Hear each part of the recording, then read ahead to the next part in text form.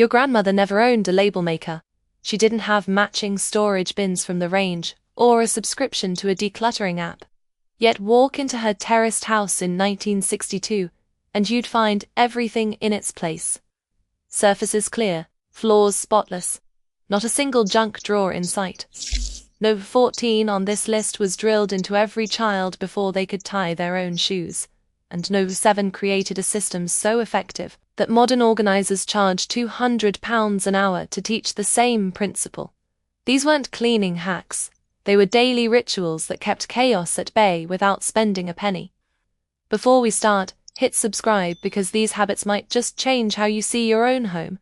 Let's count down the 20 forgotten British habits that kept homes immaculate. No 20. The doorstep ritual.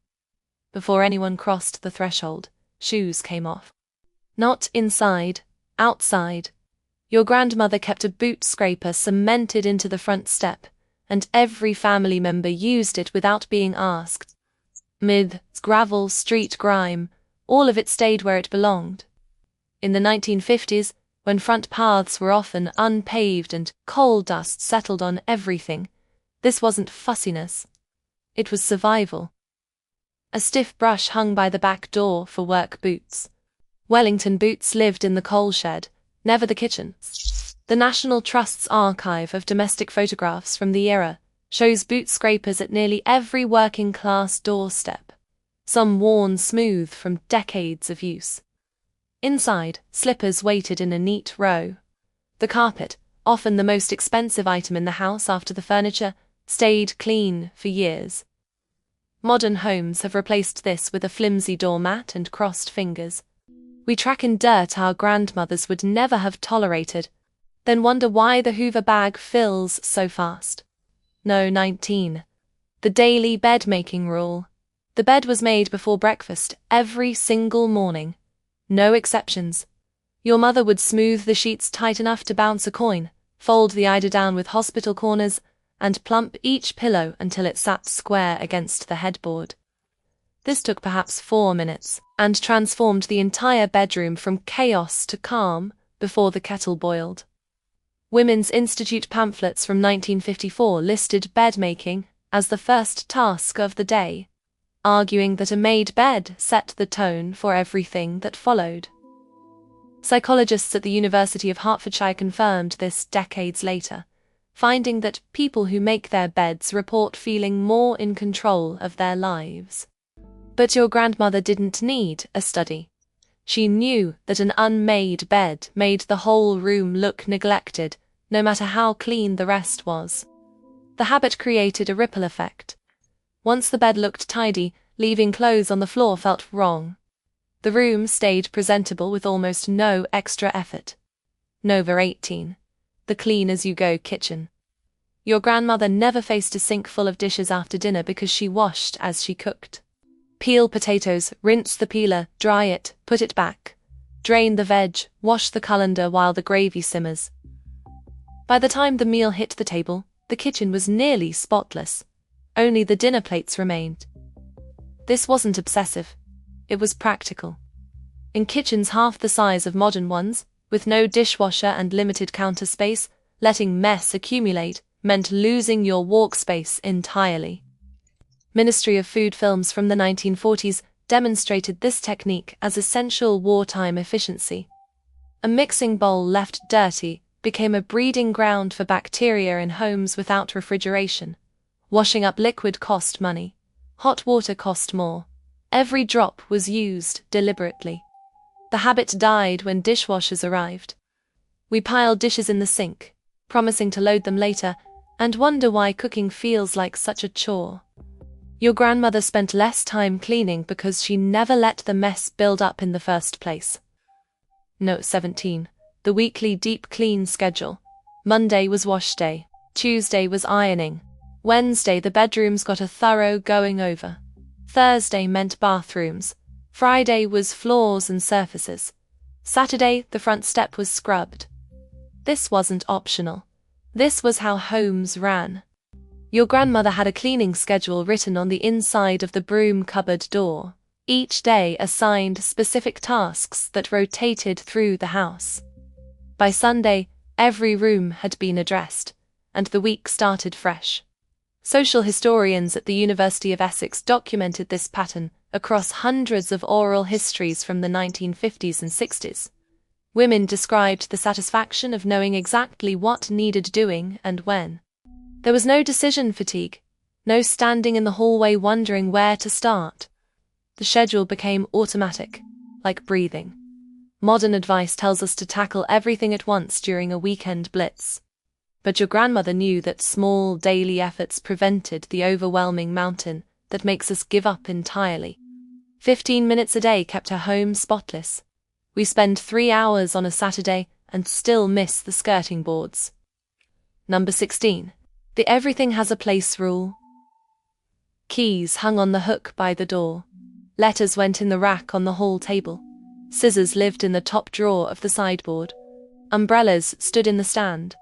Every single item in your grandmother's house had an assigned home, and everyone knew where that home was. This wasn't about labeling systems or color-coded bins, it was simply repetition until it became instinct. Children learned early. If you used something, you put it back, not on the nearest surface, not somewhere safe. Back where it belonged. The phrase, "a place for everything and everything in its place," appeared in British household guides as far back as 1842. Your grandmother didn't invent the concept. She inherited it from her mother, who inherited it from hers. The result was a home where nothing was ever lost. No frantic searches for car keys, no drawers crammed with miscellaneous items. Professional organizers now charge substantial fees to implement what was once simply called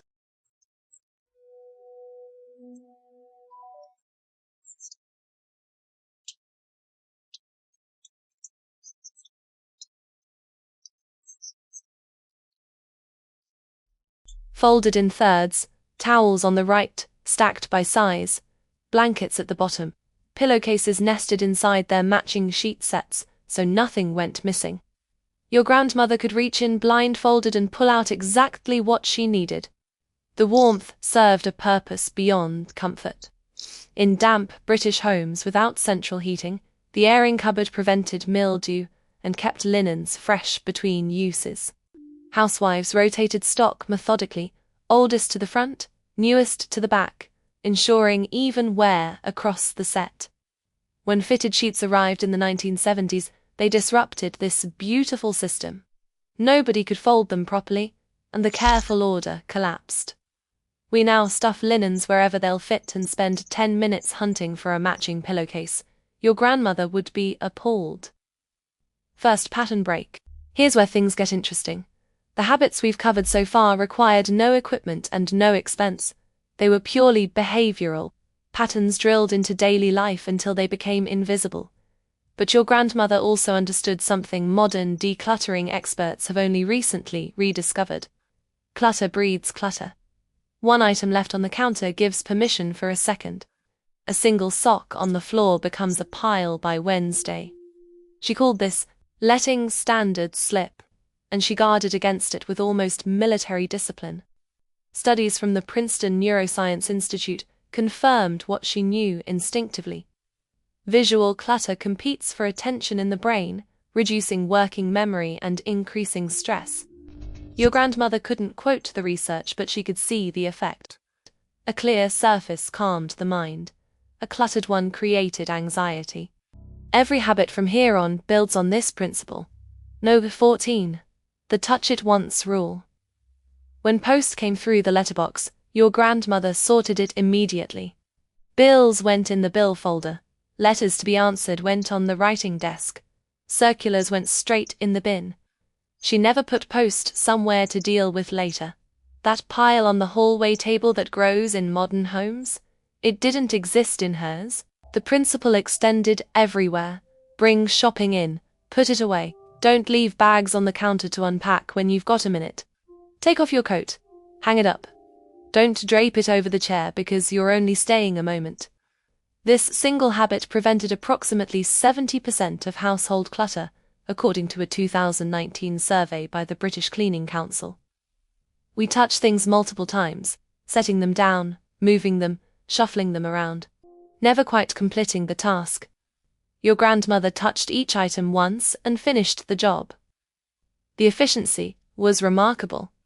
No. 13. The closing the kitchen ritual. After the last cup of tea was washed and dried, the kitchen was officially closed for the night.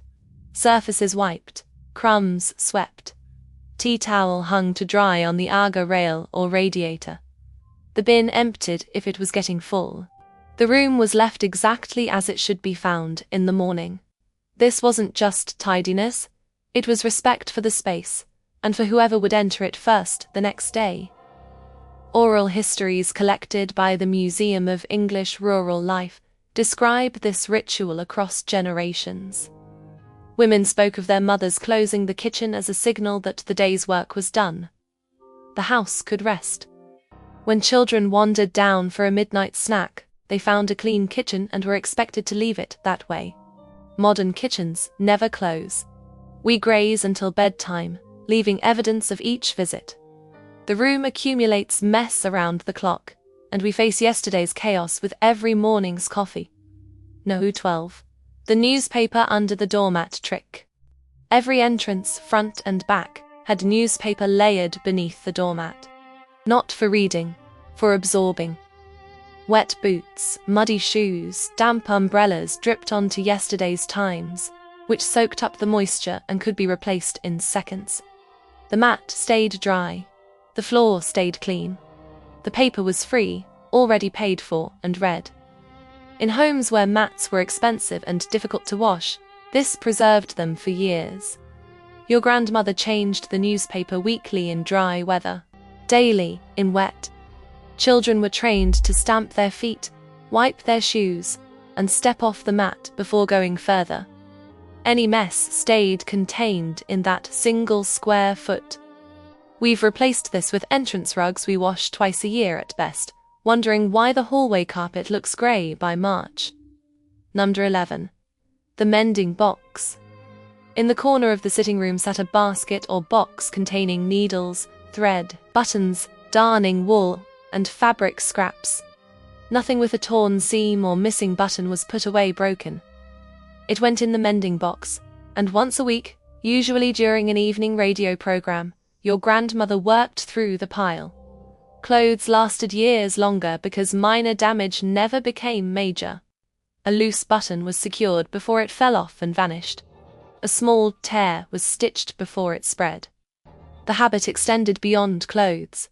Lampshades were recovered, cushion corners reinforced. Everything repairable was repaired. We now throw away items that need 5 minutes' work and buy replacements that will last half as long. The mending box kept wardrobes organized because nothing broken cluttered the drawers.